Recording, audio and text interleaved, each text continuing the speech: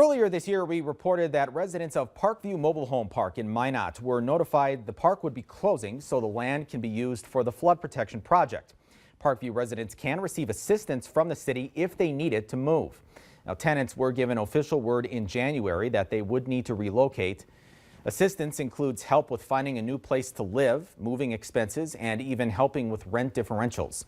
The city says it has helped more than 20 families, but are still seeking more than 80 individuals that are eligible. Sandy Randall was a resident of Parkview and called right away.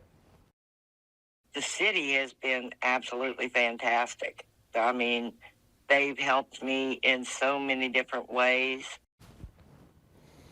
Randall now owns a mobile home and says she's grateful to the city for its help. Chris Plank, the NDR grant manager, has been aiding tenants like Sandy with the transition and helping them realize the resources that are available to them.